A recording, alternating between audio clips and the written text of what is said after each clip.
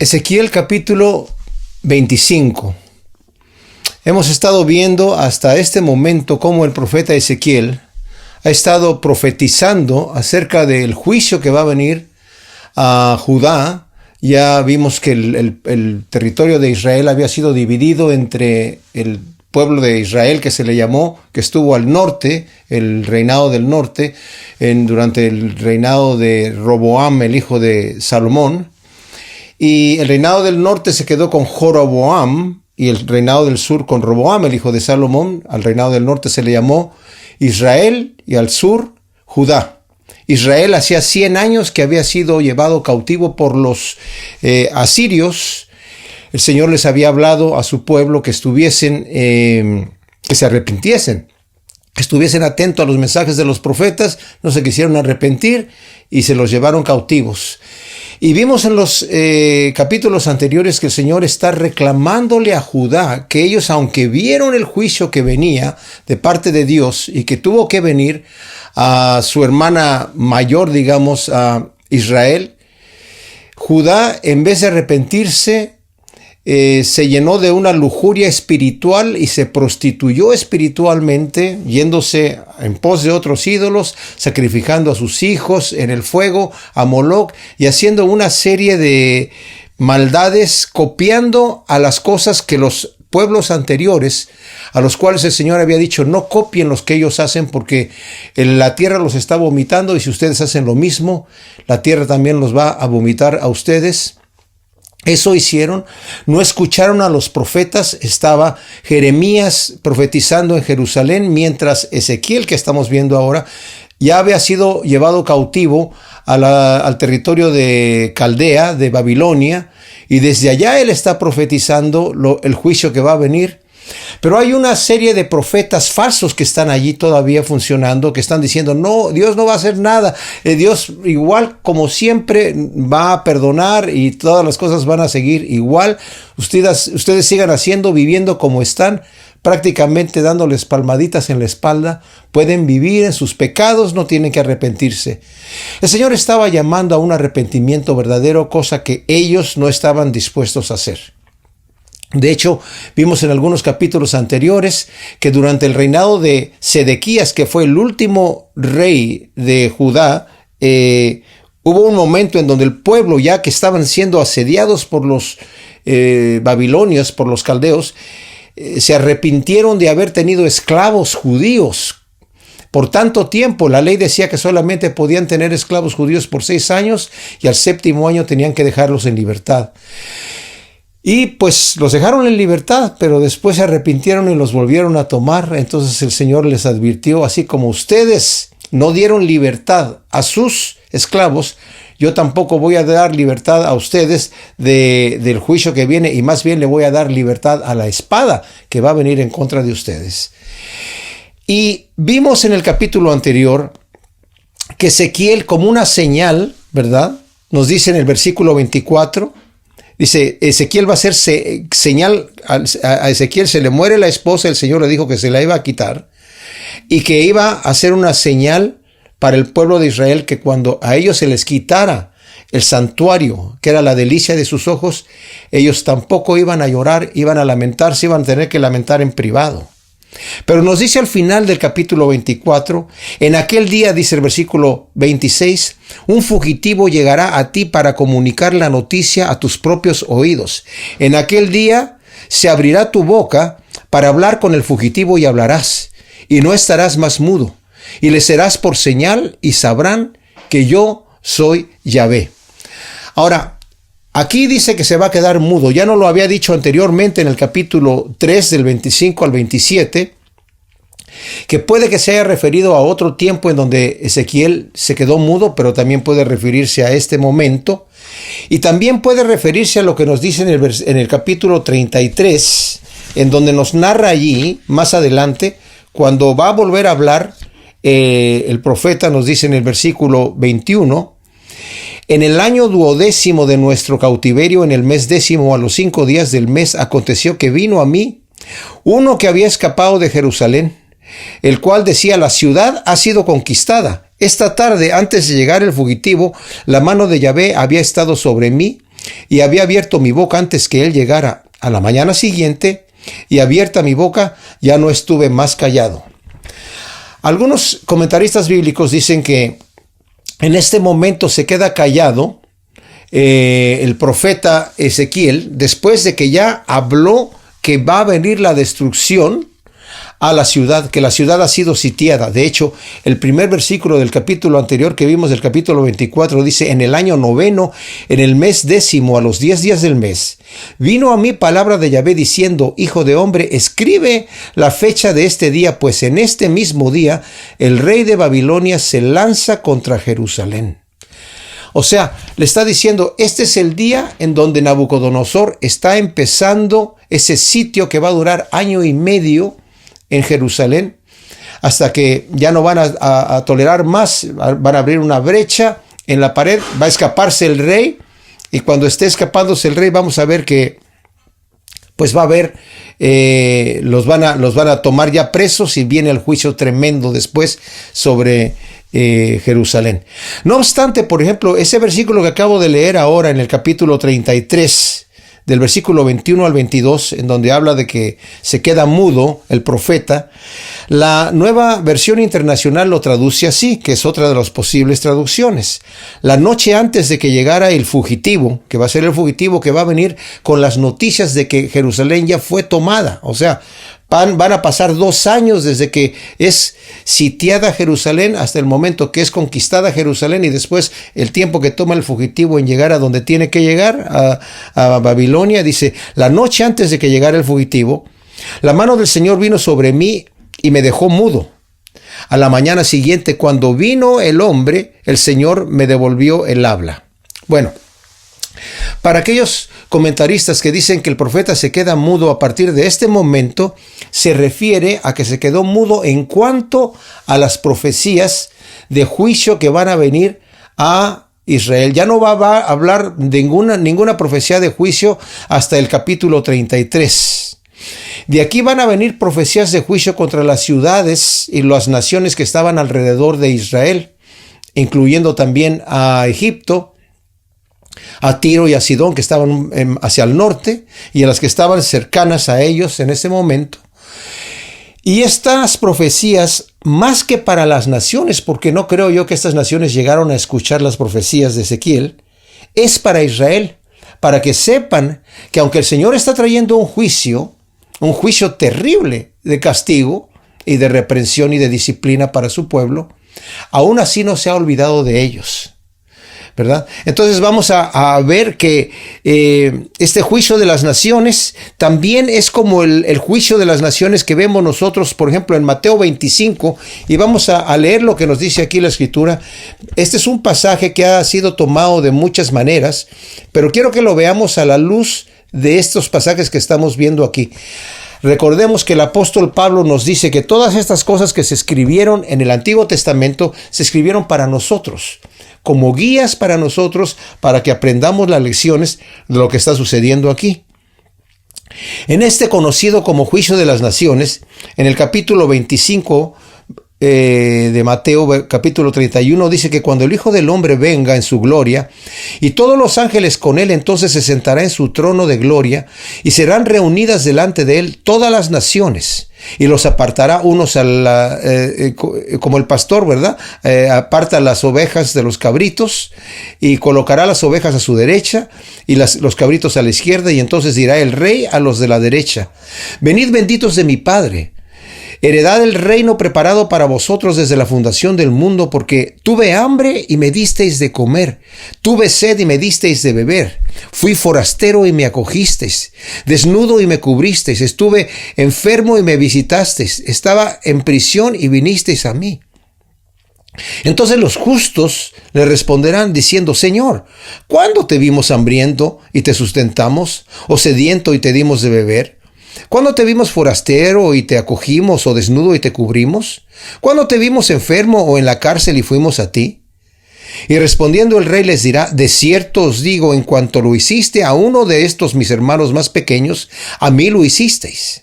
Entonces dirá también a los de la izquierda: apartaos de mí, malditos al fuego eterno preparado para el diablo y sus ángeles, porque tuve hambre y no me disteis de beber, tuve sed y no me disteis tuve hambre y no me disteis de comer, sed y no me disteis de beber, fui forastero y no me acogisteis, estaba desnudo y no me cubristeis, enfermo y en prisión y no me visitasteis. Entonces ellos también responderán diciendo: Señor, ¿cuándo te vimos hambriento, o sediento, o forastero, o desnudo, o enfermo, o en prisión y no te servimos?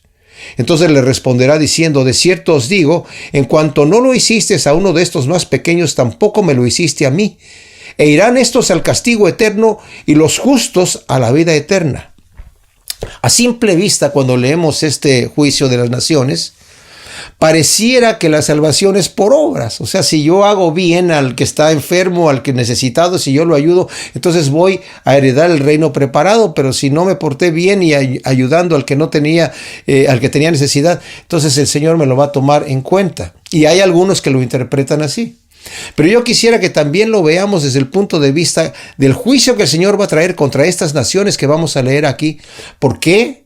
Porque ellos no solamente desatendieron al pueblo de Israel, sino que se gozaron cuando el pueblo de Israel era siendo atacado. En otras palabras, estas naciones son antisemitas y se regocijan. Las tienen a Israel como enemigo y se regocijan cuando su enemigo cae. Qué terrible. Por ejemplo, el Proverbios 24 del 17 al 18, y eso tenemos que tener cuidado nosotros de no caer en estas cosas. Dice: cuando cayere tu enemigo, no te regocijes, y cuando tropezare, no se alegre tu corazón, no sea que Yahvé lo mire y le desagrade y aparte de sobre él tu enojo. Tengamos mucho cuidado de no gozarnos cuando nuestro enemigo está en dificultad. Entonces, entramos a la primera profecía que está en el capítulo 25, desde el versículo 1 al versículo 7, dice: vino a mí palabra de Yahvé diciendo: hijo de hombre, pon tu rostro hacia los hijos de Amón y profetiza contra ellos, y les dirás a los hijos de Amón: oíd palabra de Adonai Yahvé. Así dice Adonai Yahvé: por cuanto mi santuario estaba siendo profanado, cuando estaba siendo profanado y la tierra de Israel era asolada y la casa de Judá era llevada en cautiverio, dijiste: ¡qué bueno! Por esa razón yo te entrego en posesión a los hijos del oriente, quienes asentarán sus campamentos y te pondrán sus moradas en ti, y comerán tus sementeras y beberán tu leche. Y haré de Rabá, una ciudad importante de Amón, un establo de camellos, y a los hijos de Amón por majada de ovejas, y sabréis que yo soy Yahvé. Porque así dice Yahvé Adonai: por el palmoteo de tus manos y el bailoteo de tus pies, y por tu regocijo desdeñoso contra la tierra de Israel, yo extenderé mi mano contra ti, y te daré como despojo a las naciones, y te haré cortar de entre los pueblos, y extirpar de entre las naciones, y exterminar de la tierra, y sabrás que yo soy Yahvé. Notemos cómo va a decir todo el tiempo aquí: y sabrán que yo soy Yahvé. Y dice: y vino palabra de oír palabra de Adonai. Y el Señor nos dice como 866 veces: oigan la palabra del Señor en la Escritura, para que sepamos lo que el Señor está diciendo. Ahora, contra Amón, ¿quiénes son los amonitas? Son los descendientes de Lot y de su hija menor. Eso lo vemos en Génesis 19:38, en una relación de incesto. Amón está hacia el noreste de Israel, en una tierra limítrofe al territorio de Israel, y tenían guerras constantes con Israel. Vemos una guerra en Jueces de Amón y Jefté, ¿verdad? La vemos también con Josafat en Seir. David fue amigo de Naas, el rey de Amón. Los amonitas en un momento dado invadieron el territorio de Gad, Rubén y Manasés en la deportación a Siria, según nos dice Jeremías 49:1, en donde el Señor le está reprimiendo a Amón: ¿por qué estás invadiendo el territorio que no te corresponde a ti? En Jeremías, por ejemplo, en el versículo 49, en el versículo 1 nos dice lo siguiente, dice donde el Señor está reprimiendo, dice: sobre los hijos de Amón, así dice Yahvé: ¿no tiene hijos Israel? ¿No tiene heredero? ¿Por qué entonces Milcom, que era el dios de los amonitas, toma posesión en Gad? y su pueblo se establece en sus ciudades, o sea, porque están invadiendo este territorio. Moab, aquí vemos que se alegra con un gozo malévolo, cuando el santuario de Yahvé era profanado e Israel era llevada en cautiverio, gritando, ¡qué bueno! El Señor lo toma en forma personal, ¿verdad? Ellos adoraban a sus dioses y estaban en contra de los dioses de los otros pueblos, y en este caso el Señor lo toma de una manera personal. Dice, van a saber que yo soy Yahvé. Por el regocijo desdeñoso, dice ahí, por el palmoteo de tus manos y el bailoteo de tus pies contra la tierra de Israel, Amón será entregada a los hijos del oriente, que eran tribus nómadas árabes que llegaron allí. Fue destruida Amón por Nabucodonosor 5 años después de la destrucción de Jerusalén. Y eso lo vemos en Ezequiel 21 del 19 al 27, donde también Nabucodonosor está diciendo, vamos a atacar a Amón o vamos a ir a Judá primero. Y decidió irse por Judá, pero también se llevó a Amón ahí de paso 5 años más tarde. Y dice el Señor, y sabrán que yo soy Yahvé. Qué terrible, cuando cayeron las torres allá en Nueva York, me acuerdo que había personas antisemitas y enemigas de Dios, porque yo los conocía, que se estaban gozando, bailando, porque habían sido destruidas las torres de Nueva York. Qué cosa tan terrible cuando alguien se goza por la destrucción de un enemigo, ¿verdad? Y aquí el Señor lo toma de una forma personal. En el versículo 8 vemos entonces la profecía contra Moab. Como dije, estas no son profecías que se las van a decir a los pueblos estos mismos, sino son para Israel, para que sepan que el Señor está del lado de ellos y todavía es su consolador y su ayudador. Así dice Adonai Yahvé, por cuanto Moab y Seir, o sea, Seir es otra manera de hablar de Edom, que más adelante le va a venir su juicio también. Dijeron, la casa de Judá es como todos los demás pueblos, por tanto yo abro el flanco de Moab desde las ciudades fronterizas hasta las tierras deseables de Bet Jesimot, Baal-Meón y Kiriat-Taim. Y junto con los hijos de Amón se las daré por posesión a los hijos del oriente, a fin de que los hijos de Amón no vuelvan a ser recordados entre las naciones. Y yo juzgaré sobre Moab y sabrán que yo soy Yahvé. O sea, aquí el Señor vuelve a juntar a estos dos pueblos, a Amón y a Moab, y dice, nunca más van a ser recordados. Hemos visto algún moabita o alguna amonita últimamente, han desaparecido, han sido absorbidos por los otros pueblos árabes. Contra Moab, ellos son descendientes también de Lot y de su hija mayor, y eso lo vemos en Génesis 19:37, en una relación de incesto. Ellos estaban también al este, pero estaban un poco al sur de Amón. Estaba Amón al norte y estaba Moab en la parte sur. Había un territorio en medio de los dos que Israel había conquistado en una guerra con el rey Seón, que era el rey de Esbón. Conquistó parte del territorio de Moab e Israel lo ganó en batallas. Eso lo podemos ver en Números capítulo 21.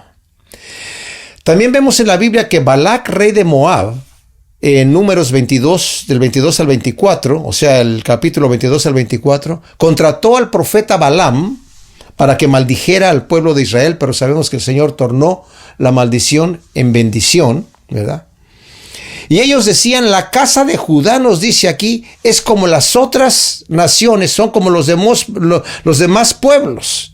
Y esto era como decir que el Dios de Israel ya no los protege, porque es como cualquier otro Dios de las otras demás naciones. O sea, el Dios de Israel vino a ser tan poderoso como los dioses de las otras naciones. Y por eso el Señor, cuando los destruye, dice, sabrán que yo soy Jehová. ¿Y cómo fueron destruidos?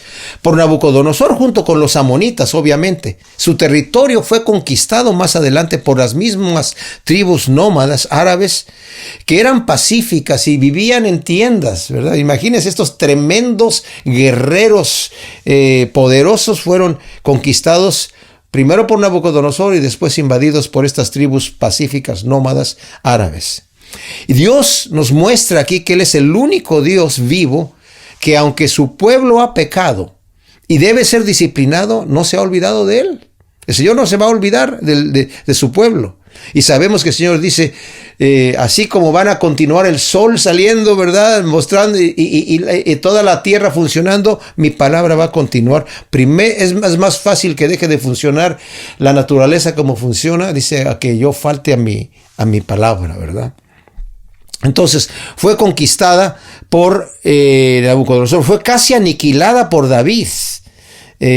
Y también fue conquistada por Joás y por Usías. Judas Macabeo, porque dice aquí, mi pueblo es el que los va a derrotar. Vamos a ver que Judas Macabeo es el que va a derrotar todo esto, pero esto lo vemos más claro cuando entremos aquí a la profecía contra Edom, donde dice, así dice Adonai Yahvé, por lo que hizo Edom, vengándose cruelmente de la casa de Judá y ofendiéndoles en gran manera, así dice Adonai Yahvé, yo extenderé mi mano sobre Edom y cortaré de ella hombres y bestias, y la asolaré desde Temán hasta Dedán, donde caerán a cuchillo, y descargaré mi venganza sobre Edom por medio de mi pueblo Israel, y harán en Edom según mi ira y conforme a mi indignación, y conocerán mi venganza, dice Adonai Yahvé. Edom estaba todavía al sur de Moab y de Amón, más al sur, en el territorio, bajo el territorio de Israel. Sabemos que Edom viene de Esaú, el hermano de Jacob, que tuvieron un conflicto cuando Jacob le robó la primogenitura a su hermano y su hermano se consolaba con matarlo. Hicieron las paces de alguna manera, pero se quedaron esas enemistades en generaciones posteriores. Y aquí habla, ¿verdad? Dice, vengándose cruelmente de la casa de Judá y ofendiéndoles en gran manera, ¿verdad? Por ese enemistad constante que tenían, ¿verdad? Todas estas naciones eran vecinas, se aprovechaban de Israel cada vez que era atacada, robándole posesiones y territorio. Pero Edom también, aparte de todo eso, Edom lo que hacía era cuando estaba siendo atacada Israel, de alguna manera, ellos llegaban y también atacaban, ¿verdad? Y se ponían del lado de los enemigos. Y por eso vemos que dice aquí que el versículo 14 dice, descargaré mi venganza sobre Edom por medio de mi pueblo Israel. ¿Cuándo fue conquistada Edom por medio del pueblo de Israel? Cuando Judas Macabeo, de acuerdo a lo que nos dice Primera de Macabeos 5, del 1 al 8, fue invadida por Judas Macabeo. No lo dice así. Cuando las naciones vecinas supieron que el altar había sido reconstruido y que el templo había sido edificado de nuevo como era antes, se indignaron mucho y decidieron exterminar a los israelitas que vivían entre ellos. Estamos hablando del 126 a.C. Comenzaron pues a matarlos para exterminarlos. Entonces Judas fue a luchar contra los descendientes de Esaú en Idumea y atacó a Cravetene, donde tenían rodeados a los israelitas. Ahí causó a los idumeos una gran derrota y los sometió y los saqueó.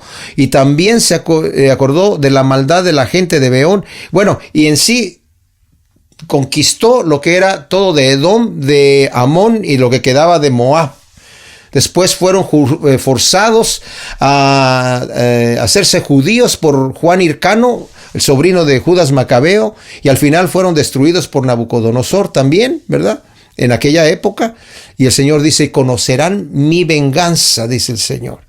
Y al final nos dice contra filisteas, y dice Adonai Yahvé, por cuanto los filisteos actuaron vengativamente y aniquilaron con saña a causa de la antigua hostilidad. Así dice Yahvé, he aquí yo extiendo mi mano contra los filisteos y cortaré a los cereteos y destruiré el resto que queda en la costa del mar y ejecutaré en ellos una gran venganza con airadas y reprensiones, y sabrán que yo soy Yahvé cuando tome mi venganza en ellos. Vemos entonces cómo el Señor toma venganza de los pueblos que han sido antisemitas y que han estado contra su pueblo, y dice el Señor, concluye diciendo, sabrán que yo soy Yahvé cuando tome mi venganza en ellos.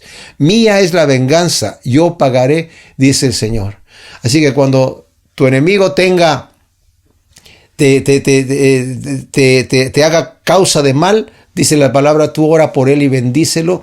Ascuas de fuego vas a amontonar sobre su cabeza, que significa su conciencia. Lo vas a tocar en su conciencia para que él reconozca que tú tienes al Señor y tal vez se arrepiente y se acerca al Señor por medio del testimonio nuestro, dejándole la venganza al Señor, porque además él cuando hace su venganza la hace justa. Y vemos aquí, mis amados, algo para nosotros. ¿En qué se aplica a nosotros? Los enemigos nuestros, que son enemigos de Cristo, el Señor también. A ellos les va a pagar de acuerdo a sus obras. Nosotros descansemos en el Señor y dejemos que el Señor sea el que cumpla la venganza que hay que vengar y nosotros simplemente descansamos en su justicia, su amor y su misericordia. Gracias, Señor, te pedimos que tú siembres estas palabras en nuestros corazones, que produzcan su fruto al 100 por una y aprendamos a descansar en tu amor. En el nombre de Cristo. Amén.